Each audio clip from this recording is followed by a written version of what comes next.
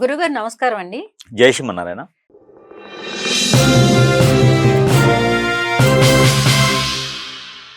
ఇక సంక్రాంతిని జరుపుకునే విధానం పెద్దలని మూలకు తీసుకొస్తూ ఉంటారు. అది ఎందుకు తీసుకొస్తారన్నది ఇప్పుడు నేటి యువతకైతే అస్సలు తెలియదు. దీని గురించి చెప్పండి.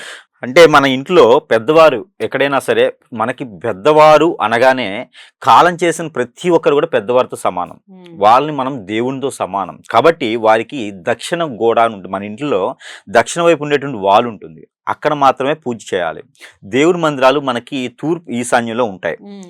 మ్యాక్సిమం మన భారతదేశ వాస్తు ప్రకారంగా అయితే తూర్పు ఈశాన్యంలోనే దేవుని మందిరాలు ఉంటాయి. వారి వాస్తు ప్రకారంగా బాగలేని వాళ్ళు వాళ్ళకి అడ్జస్ట్ ప్రకారంగా పెట్టుకునేటువంటి విధానం తప్పితే మన వాస్తు శాస్త్రం అయితే కనుక తూర్పు ఈశాన్యమే చెప్తుంది. అయితే ఈ వాలు దక్షిణ వైపు ఉండేటువంటి వాలు దానికి ఆనిచ్చినటువంటి వాలుకి మాత్రమే పెద్దలకు సంబంధించినటువంటి పనులు చేయాలి. కాబట్టి ఇక్కడ చేసేటువంటి తర్పణాలు కావచ్చు, ఏదైనా వారికి చేసేటువంటి క్రియలు ఏవైతే ఉన్నాయో బ్రాహ్మణత్వముని చేతి మీదకి చేయాలి. లేదు అలా కుదరలేదు ఇంట్లో అనుకుంటే కనుక ఎక్కడైనా నది, సముద్రం, ఏరు, సెలయేరు, కాలువలు, కుంటలు అలాంటి వాటి దగ్గర కూడా పెద్దలు చేసిన కార్యక్రమాలు చేసుకున్నట్టయితే కనుక ఎవరైతే మనకి ఇంట్లో పితృదోషాలు ఉన్నాయో, మనకి కార్యాచరణ ముందుకు వెళ్ళట్లేదో, అనుకున్న పనులు ముందుకు వెళ్ళట్లేదు, ఏదైనా ఆర్థికపరమైన ఇబ్బందులు, ఆరోగ్యపరమైన ఇబ్బందులు, ఇంట్లో ఎప్పుడు కూడా ప్రశాంతత ఉండదు, చికాకులు ఉంటాయి. అలాంటి సమయంలో మనకి పితృదోషాల కింద పరిగణనలో తీసుకోవచ్చు. ఆ పితృదోషాలు పోవాలంటే కనుక ఇలాంటి పర్వదినాలను చేసుకున్నట్టయితే కనుక ప్రతి ఉదయించేటువంటి సూర్యుడు ఉంటారు కదా, అలానే మకర రాశిలో సంచరించేటువంటి సూర్యుడు భగవానుడు సింహద్వారం ఉంటుంది అనమాట వాళ్ళకి. ఎక్కడ అంటే స్వర్గలోకంలో. ఈ స్వర్గలోకంలో ఉన్నటువంటి సింహద్వారము ఈ మకర రాశిలో మనకి రవి భగవానుడు వచ్చినప్పుడే ఆ సింహద్వారం తెలుసుకుంటుంది. కాబట్టి మన పెద్దవారందరూ కూడా కోరికలతో ఉంటారు. వారు ఈ కోరికలతో క్షోభిస్తూ ఉంటాయి ఆత్మలు శోభిస్తుంటాయి. కాబట్టి ఒక పండుగ వచ్చేసి దసరా, ఒక పండుగ వచ్చేసి సంక్రాంతి. అక్కడ ప్రాంతీయ ఆచార ప్రకారంగా చేసుకునేటువంటి పండుగ పర్వదినాలన మనకి ఎక్కువగా చేసుకునేది సంక్రాంతి, దసరా, ఈ రెండు చేస్తూ ఉంటాం. కాబట్టి ఇక్కడ ఏంటంటే పెద్దల క్షోభ అనేది ఉంటుంది. ఆ క్షోభ మనకు పోయిందనుకోండి, మనకి ప్రశాంతమైన జీవితం ఉంటుంది. వారు స్వర్గంలోకంలో ఉండేసి మనల్ని దీవిస్తూ ఉంటారు. కాబట్టి ఆ ఒక చెడు క్రియలు అంటారు వాటిని. ఇప్పుడు మనిషి ఉన్నప్పుడు మంచిదే, మనిషి కాలం చేసిన తర్వాత చెడు క్రియల కింద వెళ్ళిపోతారు. వాళ్ళకి ఆహారం ఏం పెట్టలేం మనం ప్రతిరోజు కూడా. కాబట్టి వాళ్ళు అలా క్షోభిస్తూ ఉన్నప్పుడు మనకి అంత మంచి జరగదు.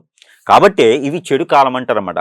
ఆ పెద్దలకి చేసుకున్నట్టయితే కనుక పరమదినాన, ఏది సంక్రాంతి పర్వదినాన్ని కనుక ఆ పెద్దవారికి చేసినటువంటి పిండి వంటలు, ఒక 9 రకాలు 8 రకాల పిండి వంటలు పెట్టుకొని బట్టలు పెట్టాలి. కొత్త బట్టలు ఆ ఒక పెద్దవారికి పెట్టుకొని పూజించుకొని సూర్య భగవానికి నమస్కారం చేసుకొని ఎన్నో రకాల చేతనైతే అవకాశం ఉంటే వారికి ఆరోగ్యం సహకరిస్తే కనుక వారికి 21 గుంజుళ్ళు తీస్తే చాలా మంచిది. పెద్దవారికి సూర్య భగవానికి ఆ రోజున బట్టలు పెట్టేసి తర్పణ వదిలేసి, నువ్వులతో తర్పణ వదిలేసి బట్టలు పెట్టేసి ఆ బట్టలు ఇంట్లో వాళ్ళు ఎవరైనా కట్టుకోవచ్చు. ఎవరికి దానం ఇవ్వకూడదు.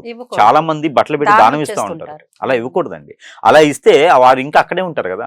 వారిని ప్రేమించి పూజించేది ఏముంది మీరు ఇంకా. కాబట్టి అలాంటి దానాలు ఇవ్వకూడదు. ఇంట్లో వాళ్ళే కట్టుకుంటే చాలా మంచిది. వారికి ఆ పెళ్లి కాని వారికి పెళ్లి అవుతుంది, పెళ్లి అయిన వారికి పిల్లలు పుడతారు. ఆరోగ్య సమస్యలు అందరికీ కూడా సెట్ అవుతుంది. అందులోనే ఈ యొక్క సంక్రాంతి పర్వదినాన వచ్చేటువంటి సమయం ఏంటంటే కనుక ఉదయం బ్రాహ్మీ ముహూర్తంలోనే స్నానాలు ఆచరించుకోవాలి. ఇంటిలో 10 పసుపు నీళ్ళు చల్లుకోవాలి.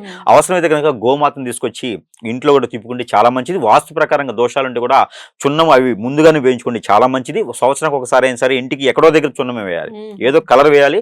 మార్పిడి వాస్తులో మార్పు చేసుకోవాలి. అప్పుడే మనకి పాజిటివిటీ ఉంటుంది. ఇంట్లో కూడా సుఖంగా ఉండేదానికి ఆస్కారాలు ఇవన్నీ కూడా. అలానే మనకి ఎన్నో రకాల ఫ్రూట్స్ పెట్టుకోవచ్చు. ఒక్క పొద్దులు ఉండొచ్చు, ఆ రోజున ఫాస్టింగ్ ఉండొచ్చు. ఆ రోజు కూడా నేలపడక చేసుకుంటే చాలా మంచిది. ఎవరు కూడా చుట్టాలు పిలుచుకుంటే కనుక ఆ రోజు ఇంటికి ఎవరిని పంపించకూడదు. ఏదైనా భోజనానికి వచ్చారంటే ఓకే, కానీ చుట్టాలు వచ్చారంటే కనుక ఆ సంక్రాంతి పర్వదిన రోజున పంపించకూడదు. భోగి రోజున పంపించవచ్చు, సంక్రాంతి పర్వదినాన్ని పంపించకూడదు, కనుమ రోజు కూడా పంపించకూడదు. కనుమ మొదటి రోజున పంపించవచ్చు. అలానే ఈ యొక్క సంక్రాంతి పర్వదినాన్ని అయితే అందరూ కూడా పెద్దలకి దీవెని తీసుకుంటే కనుక చాలా సుఖంగా ఉంటుంది. వీరిలో ఉన్నటువంటి గ్రహ దోషాలే కాకుండా, ప్రకృతి దోషాలే కాకుండా, వీరిలో ఉన్నటువంటి చెడు వ్యసనాలే కాకుండా పితృదోషాలు కూడా పోయేటువంటి అవకాశం ఉంటుంది. కాబట్టి ఈ పెద్దలకు చేసుకుంటే చాలా మంచిది పర్వదినాన, సంక్రాంతి పర్వదినం అయితే కనుక. ఓకే గురుగారు.